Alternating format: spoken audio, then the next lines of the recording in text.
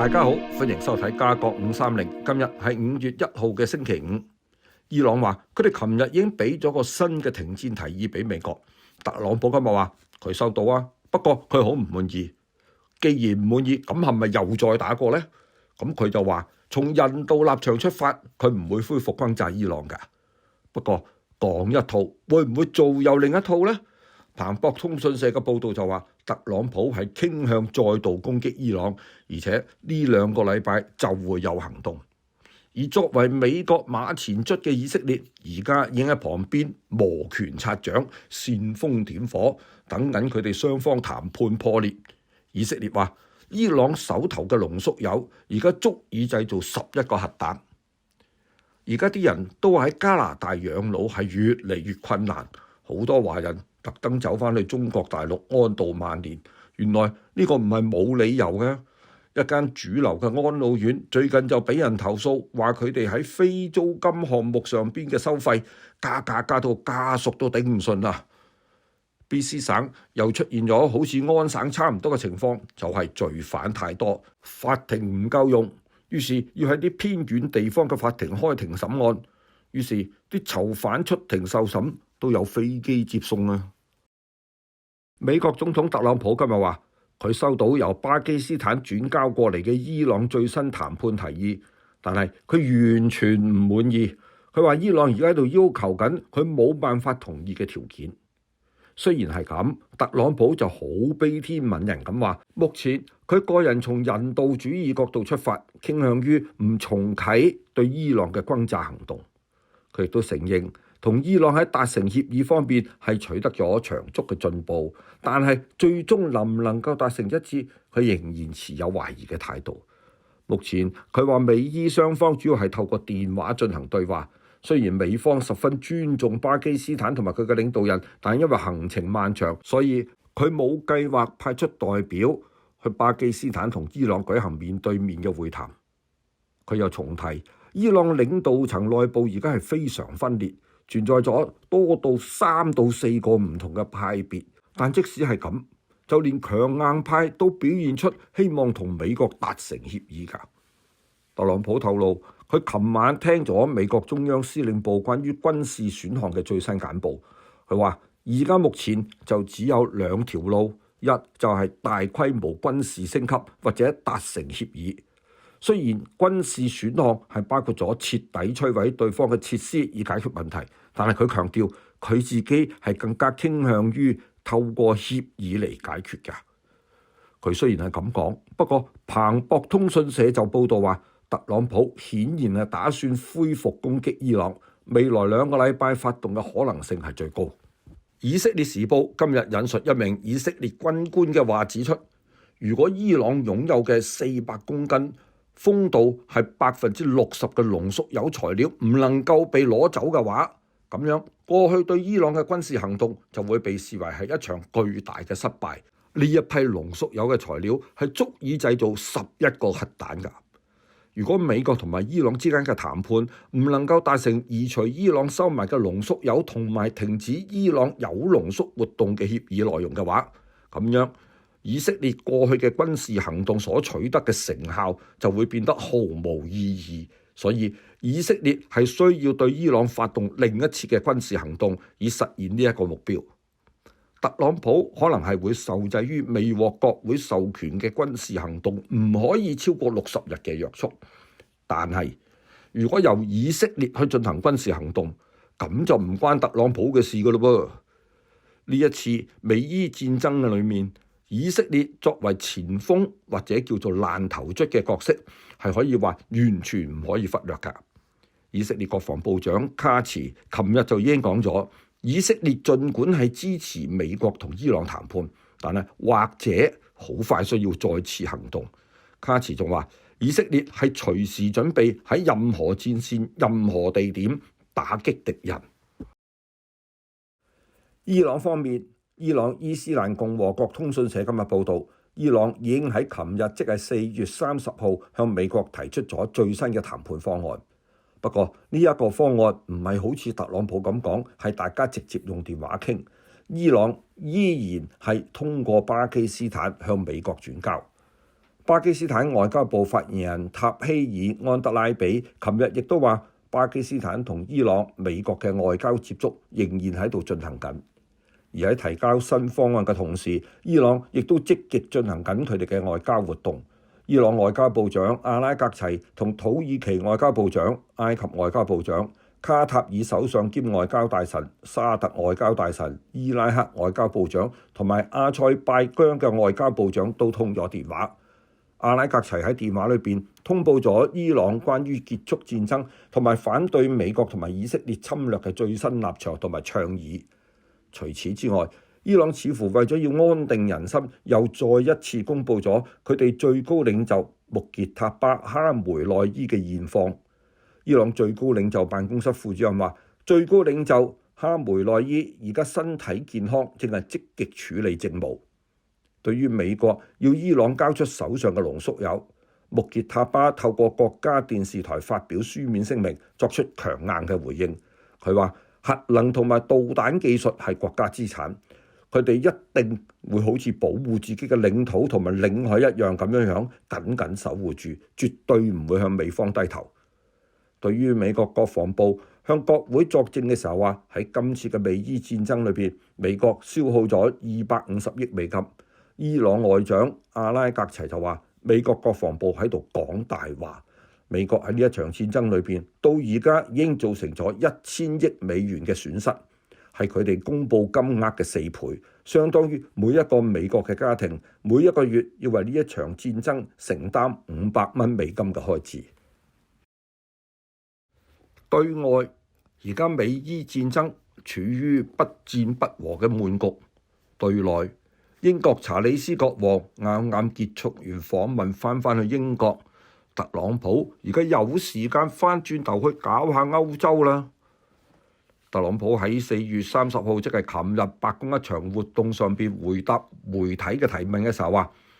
佢會唔會削減駐意大利同埋西班牙嘅美軍部隊呢？特朗普話係啊，好有可能㗎。佢話美國對伊朗軍事行動裏邊，意大利根本就冇幫啲咩忙，西班牙嘅表現就仲衰。佢再次批評德國表現一樣係咁衰啊！特朗普喺4月29號社交媒體嘅時候發文話，美國而家正係研究削減駐德國美軍嘅可能性，相關決定將會喺近期作出。而今日特朗普亦都話，由於歐盟未能履行雙方已經達成嘅貿易協議，美國將會喺下個禮拜對進口自歐盟嘅汽車同埋卡車加徵關稅，稅率提高去到25%，除非相關企業係喺美國本土設廠生產，咁就可以唔使俾關稅。好多人而家都話加拿大養老成本貴，有啲華人仲因為咁樣而走去中國內地養老。呢一種情況並唔係冇事實根據。多倫多市患有失智症嘅84歲女長者 Claudia， 自2022年起就住喺多倫多市一間退休公寓，但係呢間公寓已經連續加價4年，今年加7%，而4年累計嘅漲幅就高達28%。而家佢每個月支出增加咗1434個西。佢個女瓊斯就表示，本嚟以為將媽媽安置喺養老院可以減輕照顧壓力，但係而家就變成一項沉重嘅經濟負擔。退休公寓嘅費用上升嘅主要原因並唔係房租，而係服務費用。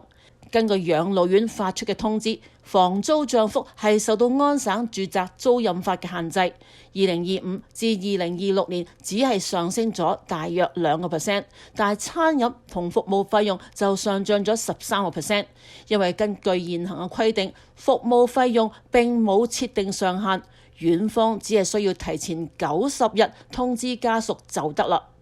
養老院方面就解釋，加價主要係源於通脹壓力同人力成本上升。院方表示，員工嘅薪酬係最大嘅支出之一，提高費用係有助維持服務質量同員工待遇。安省退休社區協會就認為，隨住長者年齡增長，對護理嘅需求亦都增加，服務費用上升有一定嘅合理性。如果將服務費同餐飲費強行設限嘅話，可能導致服務質量下降。甚至逼長者更早轉入長期護理機構或者係醫院系統，反而增加咗公共醫療負擔。佢哋就建議，與其設立價格上限，不如通過政策工具緩解負擔，例如引入類似魁省長者稅收抵免制度，為長者提供持續嘅財政支持。乜嘢叫做左右做人難，兩邊唔討好呢？加拿大而家嘅處境就係啦。中國駐加拿大大使王迪表示，如果加拿大繼續派遣軍艦通過台灣海峽，又或者允許國會議員同台灣官員進行官方接觸，咁就可能會損害到加拿大總理卡利今年推動建立嘅中加戰略夥伴關係。王迪喺接受媒體採訪嘅時候話，台灣問題係中國嘅核心利益同埋不可觸碰嘅紅線。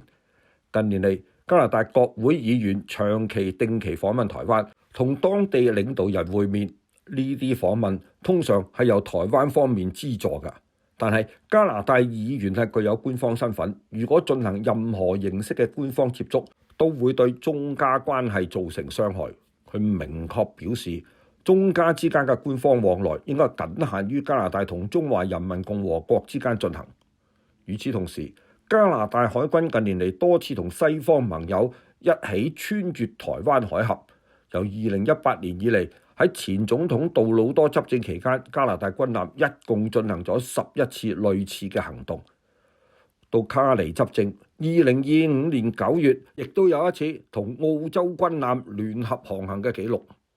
西方國家通常將呢一類行動視之為航行自由，但係北京就認為呢個係對中國主權嘅挑釁。王迪批評話，呢類軍事行動係違反一個中國原則，亦都侵犯咗中國領土嘅完整，而且警告類似嘅行為對雙邊關係係會造成負面嘅影響。下一步，我哋嚟睇下卡尼喺一條中西夾縫裏邊，究竟佢有冇辦法做到左右逢源啦？喺伊朗足球總會主席塔吉獲得加拿大簽證，但係嚟到加拿大就被拒入境。移民部長向國會聽證會承認呢個係佢嘅責任，但係佢就話對部門作出呢個決定，佢係唔知情嘅。被拒入境嘅塔吉據講持有一種具有酌情性質嘅臨時居民許可，呢種簽證通常係俾原本冇入境資格嘅人喺特殊情況下進入加拿大。塔吉係伊朗足球總會主席，原計劃去溫哥華出席國際足協大會，但星期二抵達多倫多皮爾遜機場後被拒絕入境並遣返。據講，塔吉曾擔任伊斯蘭革命衛隊指揮官，而呢個組織喺2024年被加拿大列為恐怖組織，呢樣嘢令到佢喺法律上屬於不可入境人士。移民部長喺聽證會上表示，塔吉嘅加拿大入境簽證喺佢飛離加拿大途中已被取消，因此當佢到達加拿大嘅時候係冇入境資格，因為塔吉落地嘅時候已經冇合法身份進入加拿大，所以要返回原籍國。移民部長承諾徹查此事，確保類似情況唔會喺即將嚟到嘅世界盃足球賽期間再次發生。加拿大政府內部亦承認呢件事可能存在系統性失誤。移民部副部長特德加利文喺委員會作證時表示，呢種情況唔應該再發生，並承認有關決定並非我哋希望見到嘅結果，強調會加強審查流程，堵塞制度漏洞。伊朗足總主席就唔准入境加拿大，咁伊朗足球隊可唔可以去美國踢世界盃呢？國際足協主席因芬天奴尋日講咗，體育賽事唔應該受政治立場所阻隔，表示伊朗球員係可以去美國參加世界盃賽事，不過出入境嘅問題應該唔係國際足協主席可以決定，甚至美國移民局長都未必話到事，一定要問咗特朗普先。而尋日又真係有人喺白宮總統辦公室嘅記者招待會上邊問特朗普有關伊朗足球隊去美國踢世界盃嘅問題，特朗普俾出嚟嘅答覆就係我冇意見。既然因芬天奴都講咗，咁我冇意見，你哋估客會點？咁咪俾佢哋踢咯。咁嘅語氣，咁嘅答覆，你話到時伊朗足球隊入唔入到美國境，真係冇人敢包價。美國國防部宣布，佢哋同洛克希德公司 Lockheed Martin 簽署咗一項幾十億美元嘅合同，為加拿大同其他盟國生產 M142 高機動性火箭炮系統 HIMARS 及相關裝備。呢批系統預計會喺2028年4月前交貨。呢份合同會生產17套相關系統，以滿足相關國家軍方嘅緊急需求。HIMARS 係一種高度機動性嘅遠程精確打擊系統，近年嚟被廣泛使用，作戰能力受到西方國家重視。美國官員認為加拿大係想買26套呢個系統同相關裝備，顯示出渥太華喺提升遠程打擊能力方面嘅明確戰略方向。加拿大總理卡尼亦曾承諾會通過增加軍事採購，包括新型戰機、武裝車輛同彈藥等方式，令加拿大國防開支達到北約設定嘅佔 GDP 2%目標。引入 HIMARS 系統就係其中一部分。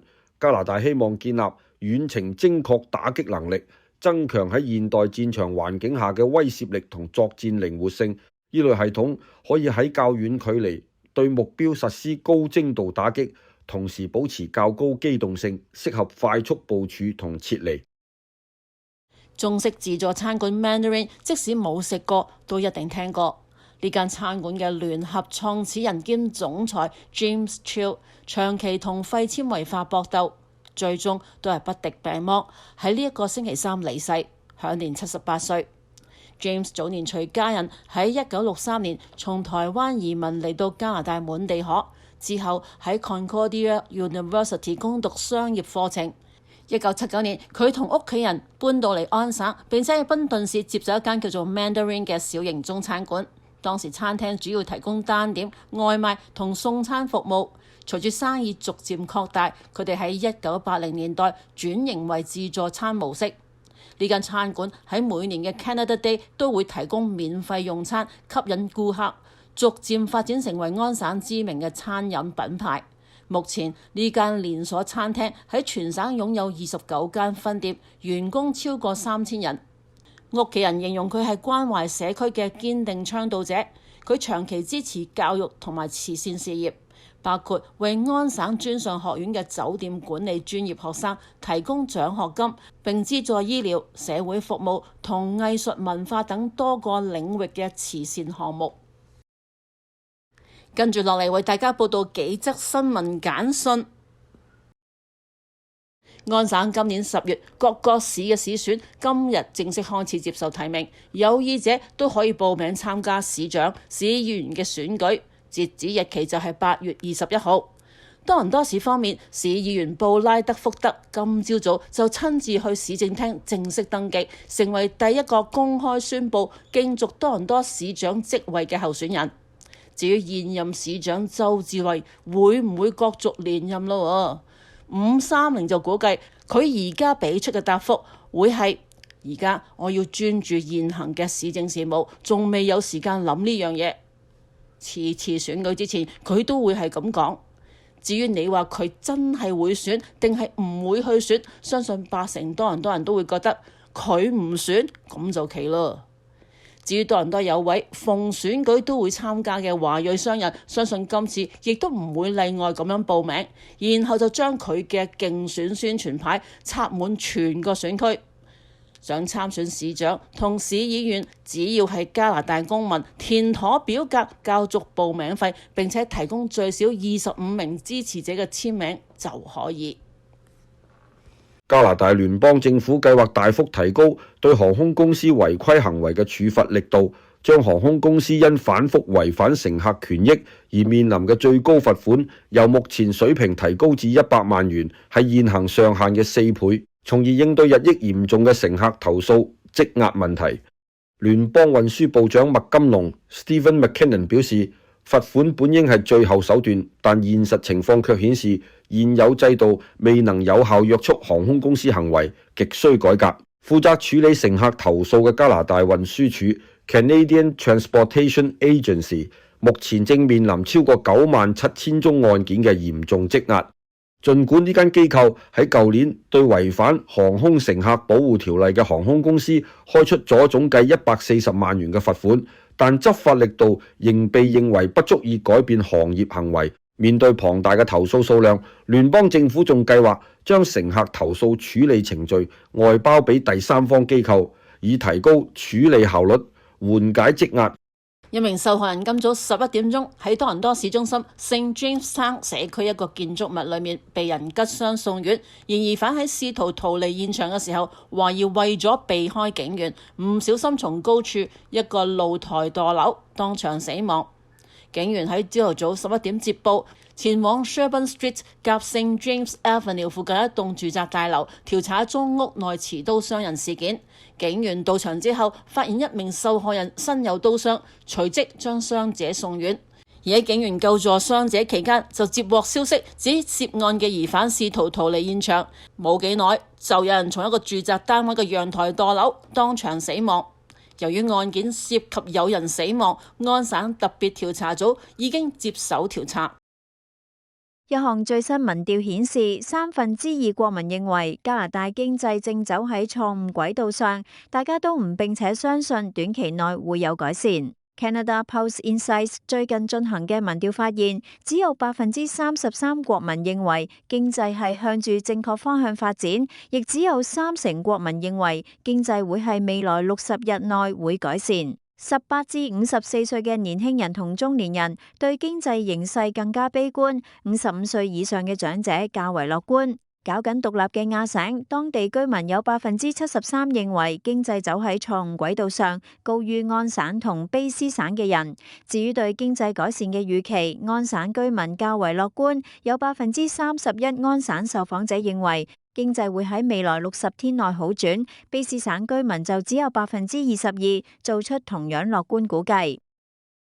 卑斯省最高法院表示，由於人手配備同埋場地空間不足，如果疑犯被關押喺距離受審法院過遠嘅地方，一啲刑事審判可能需要重新安排或者改期，甚至可能要釋放疑犯。由於一啲羈押嘅地方距離法院路程太遠，警方有時甚至需要動用包機接載被告上庭，但仍未能完全解決問題。副首席大法官霍姆斯 Heather Holmes 喺法院網站上發佈嘅一份通知中指出，直到去年，如果每天2次往返，最近嘅拘留中心同埋法院路途遙遠，被羈押嘅被告會喺審判期間安置喺當地警察分局。對於持續數星期或者更長時間嘅審判，被告通常會嘅每個週末被送回拘留中心。呢種情況發生改變，因為皇家騎警同埋其他地方警察無法繼續提供足夠嘅人手同埋場所來羈押被告，因此終止安排。通知冇解釋點解警方唔能夠繼續安排人手，仲指出省政府同埋警方一直在努力解決呢個問題，但係目前仍然唔清楚幾時先至齊到並實施長期解決方案。霍姆斯表示，如果無法安排審判按計劃進行，受影響嘅審判可能需要改期，或者重新安排到較近嘅法院，甚至可能需要釋放被告。霍姆斯表示，卑斯省有11個內陸同埋西北部嘅市鎮或者地區正受到相關問題影響，其中包括鮑威爾河、魯特王子港同埋威廉斯湖等社區。卑斯護士工會即將開始投票，係咪決定罷工？喺尋日，500多名護士同護理專業人員喺溫哥華市中心集會，展示團結，爭取訴求。勞資關係緊張，工會指喺20多年來首次採取非常手段。喺市中心嘅集會參加嘅除咗護士之外，仲包括一啲醫療輔助同埋專業人員。集會巡遊嘅人叫口號，舉起護士準備罷工嘅標語，要求省府正視護士面對工作壓力同職場暴力嘅同時，又要保護病人。卑斯護士工會會長吉爾 Adrian Gear 表示，今次將會喺佢哋25年來首次投票決定係咪罷工。省長尹大衛表示，對與勞方達成協議充滿信心，但係護士工會嘅吉爾表示，佢哋有好多問題需要解決，包括職場暴力問題、其他健康同埋安全問題，還有護士嘅福利待遇。呢啲對護士嚟講都很好重要。坦白講，過去6個月嘅談判毫無成效。今次係繼卑斯公共服務僱員工會去年秋季發動嘅罷工，導致省府運作受嚴重影響，以及省府與教師嘅談判曾經瀕臨破裂之後，卑斯省又面對重大勞資糾紛。此外，卑斯嘅911報案中心調配員亦都將會喺今個月中就決定罷工進行投票。西門菲沙大學 SFU 勞資關係專家史特勞斯 Kendra Strauss 表示，儘管卑斯新民主黨歷來都傾向支持工會，但財政預算緊絀，迫使佢哋喺談判桌上要採取較強硬立場。多倫多明日早上氣溫有2度，體感有-2度；晚間最低氣溫有0度，體感-3度。後日早上氣溫攝氏2度，體感0度。溫哥華明日早上氣溫攝氏13度，體感溫度13度；晚上最低氣溫有12度，體感溫度有11度。後日早上氣溫攝氏15度，體感有15度。如果喜歡我哋嘅頻道，請訂閱、讚好及留言，多謝支持。